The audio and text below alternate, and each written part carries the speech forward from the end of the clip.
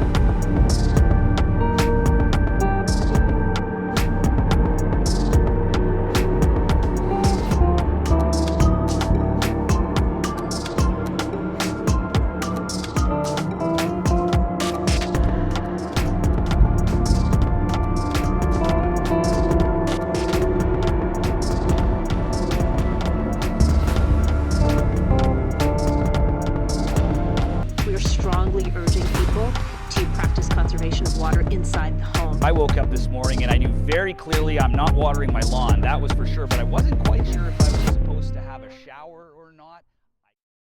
Most Canadians don't realize that the average grocery store in their city has only 3 days of food on hand. 3. When trucks stop rolling, the shelves go bare. The moment power goes down, water systems stall, communications cut, and panic sets in. Cities are trapped in a crisis. Here's why. High population density, too many people competing for too few resources.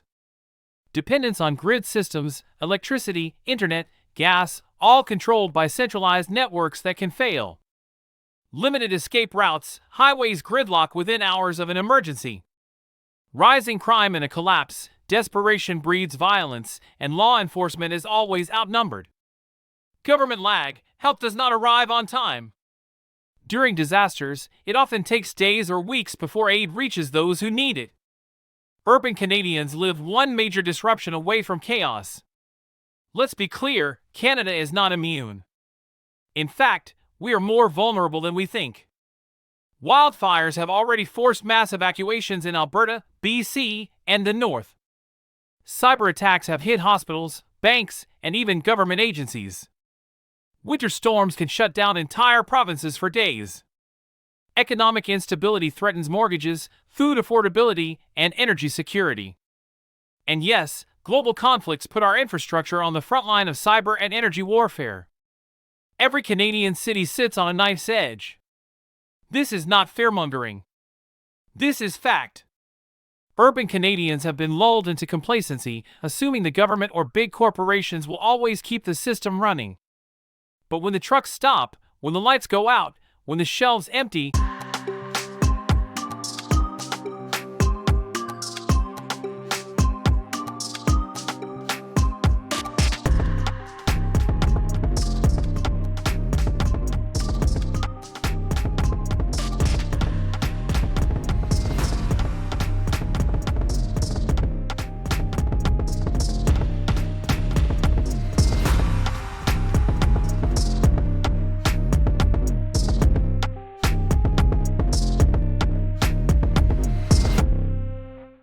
it will be every family for themselves. Preparedness is no longer optional. Preparedness is survival.